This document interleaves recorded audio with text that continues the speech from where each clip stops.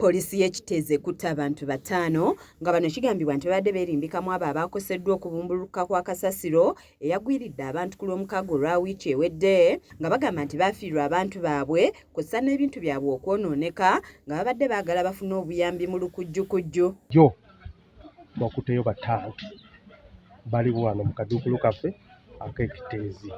Bano tubasanze ku poliisi nga RDC we Wakiso Justin Mbabazi abasoya akajojijoji w'ebibuuzo ng'abanenyezza olw'okwagala okufuna ebintu by'abantu abali mu nnyiike abatalina asakirira mu kiseera kino.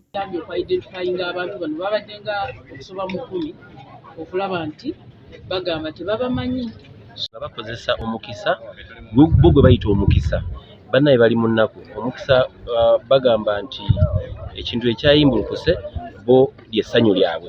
Omwogezi wa poliisi mu Kampala n'emiriraano Patrick Onyango akakasizza okukwatibwa kw'abantu bano era n'alabula abalala abakyakozesa olukujjukujju nti nabo baakukwatibwa kuba waliwo n'abeetadde ku lukalala lw'abo ofiisi ya Ssaabaminisita beegenda okuliyirira ensimbi ng'agamba nti nabo baakukwatibwa.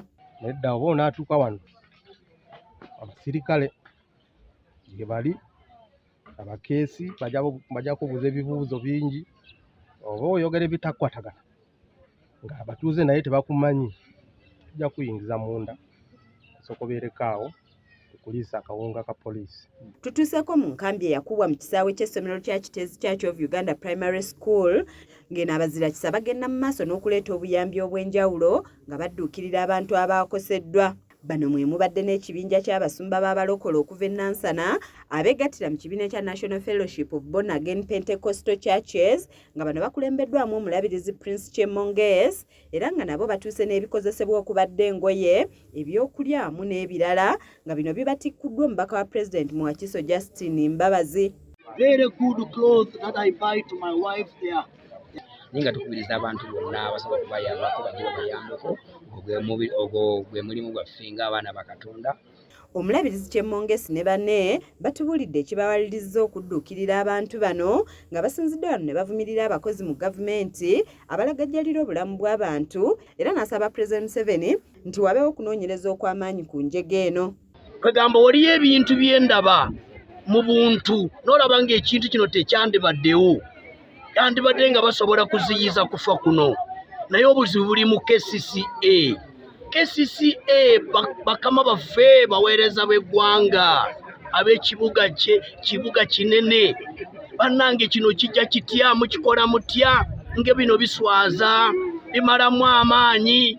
Ayongeddeko nti enjege eno eyaguddewo kyeraga lwatu nti ebitongole bya gavumenti bingi bifu nga n'olwekyo bisaana kutunulwamu. Nsaba President Museveni is my president nga nkusaba taata tigenda maaso okole investigation.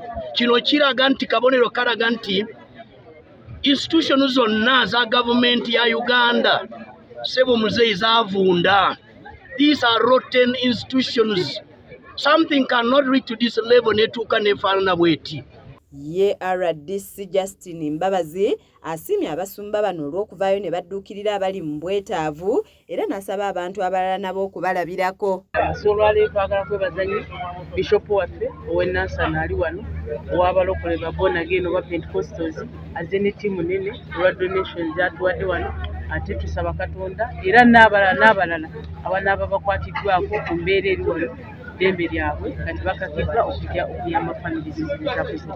Kizza Peter yakusakidde eggulire lino ku lwa KSTV agaaleero.